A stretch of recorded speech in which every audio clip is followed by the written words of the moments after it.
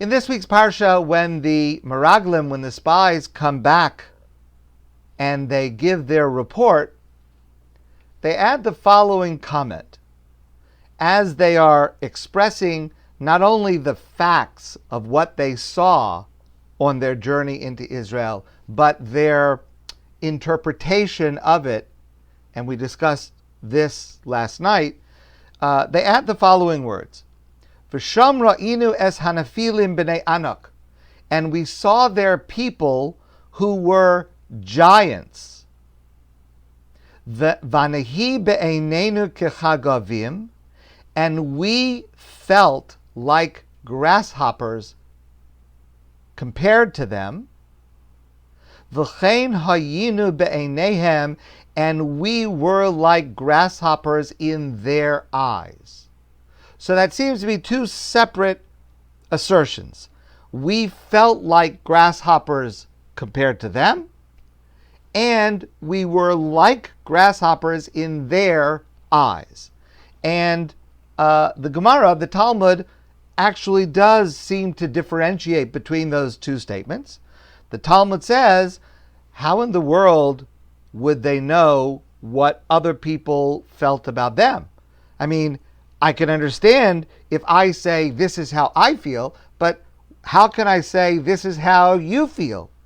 So the Talmud says, well, they heard it. They heard it because they heard these giants saying to one another, there are grasshoppers in our vineyard that seem to look like people. So they heard that the giants looked at them as if they were grasshoppers. They weren't making it up. They heard it. Okay. There is a midrashic statement that's a little bit problematic in light of that understanding. The Medrash also appears to divide this into two separate statements. And the Medrash says, for the first statement, we felt like grasshoppers compared to them, the Medrash says, God forgave them for that. God forgave them. But for the second statement, and we were like grasshoppers in their eyes, the Medrash says, God could not forgive them for that statement.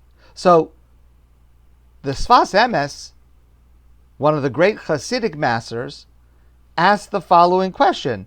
Well, but wait a second. The Talmud just said that they heard the giants saying that there are grasshoppers that look like people. How can the Medrash say that God holds them accountable if, in fact, they were just repeating what they heard these giants saying about them? What did they do wrong? So the Sfas Emes answers that, and this is a really important answer, and we need to try to internalize this answer because it applies in every facet of our lives. Sfas Emes says it's not two separate statements. What you think about yourself is what others think of you. If you think that you're a nothing, others will think that you're a nothing. If you think that you are sad, others will think that you're sad.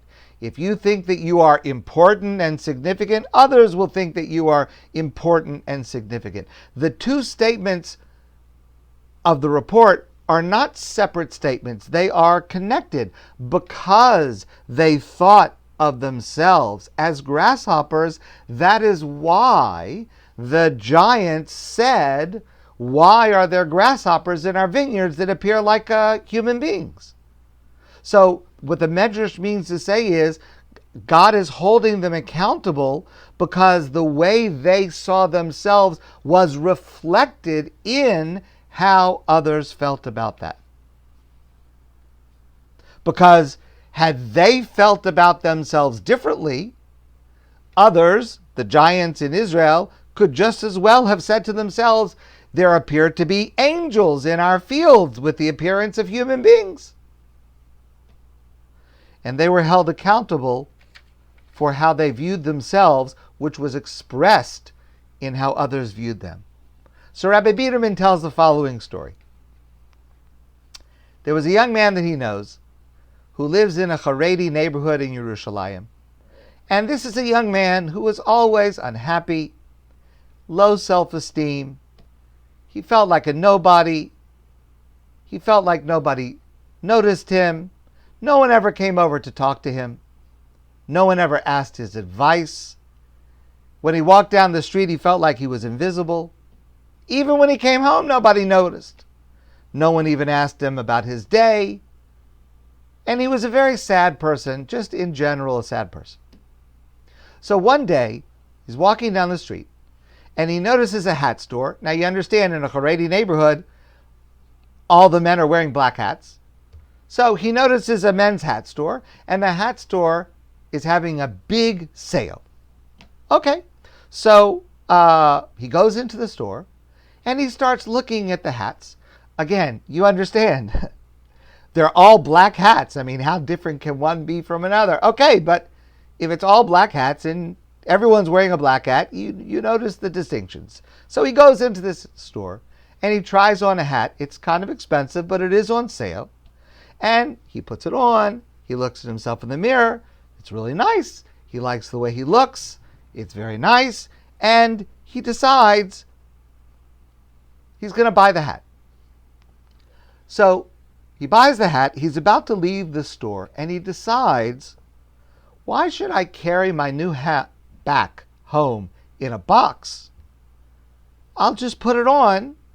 I'll wear my new hat home, and I'll leave the old hat here. What do I need the old hat here for? It's dirty, it's old, it doesn't look nice.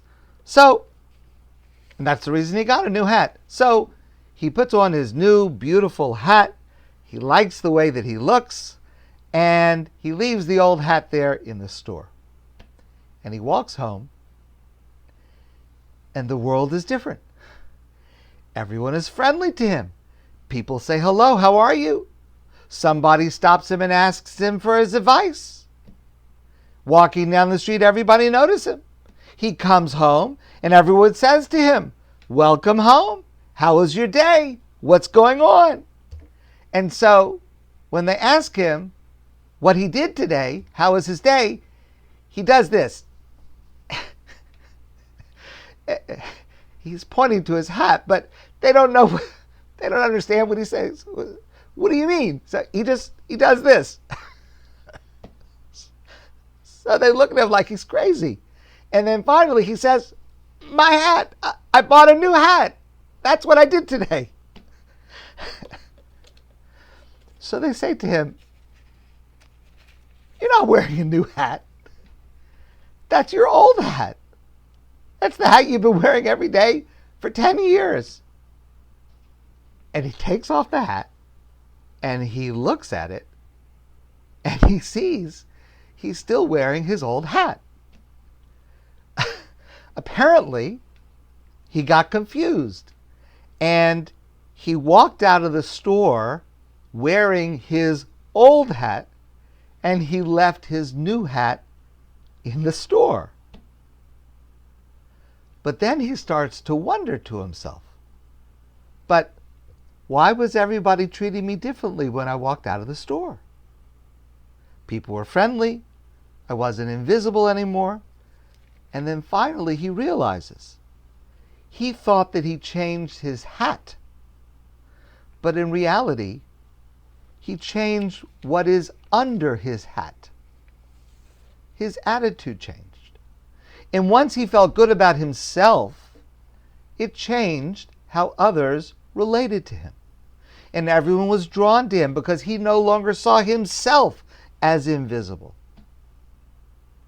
If you feel like you are a grasshopper, others will look at you like you are a grasshopper. If you see yourself as confident, others will see you as confident. And that's what the Sfas Emes answers. Since Vanehi be'einenu kechagavim, since we saw ourselves as grasshoppers, therefore V'chein hayinu be'eineihem. Therefore, that is why others saw them the same way. I'll give you an example of this that I experienced in my own life, a rather minor example. I had a remarkable experience a long time ago. It was maybe 30 years ago. So obviously, throughout my entire career, continuing, well, not right now, but hopefully resuming soon, I, like all rabbis, visit people in the hospital all the time. Visit people in the hospital. Okay, it's a very important part of what I do. It's a privilege and an honor that I get to do this as part of my work.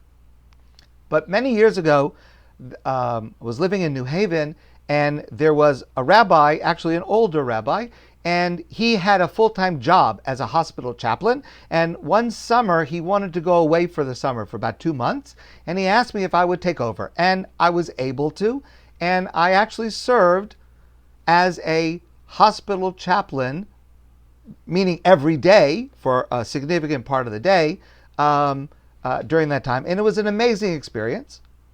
It was a great experience. Part of it was I was a chaplain. I was the Jewish chaplain. It was a Catholic hospital. I was a Jewish chaplain, and I was working under a Catholic priest who was the head chaplain, and we became very, very close. And he became my Rebbe. He became my teacher and mentor in chaplaincy, and I learned a tremendous amount from him that I put into practice without exaggerating on a daily basis. And one of the pieces of advice that he gave me, and it was so important, he said, when he walks into the hospital, he puts a smile on his face. He consciously smiles. And he has found that simply walking down the hall with a smile on your face transforms not only how people view you, but how people act towards you. And it's an amazing thing, and you should try it. Put a smile on your face, and you will be amazed at the transformation in how you feel, how others feel towards you, and how others respond towards you. And I will add one more step that I discovered.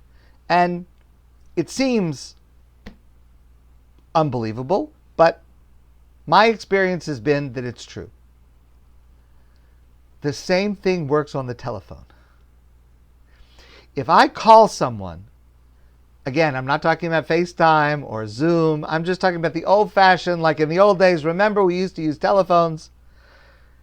If you put a smile on your face when you start a conversation on the phone, it will go differently. Your voice will sound different, people will hear you differently, and people will respond to you differently. If you radiate confidence and optimism and happiness and enthusiasm, that is how others will perceive you. And that's a tremendously important lesson that we derive from the grasshoppers in our parsha. My friends, I wish you a great day, and I wish you a wonderful Shabbos.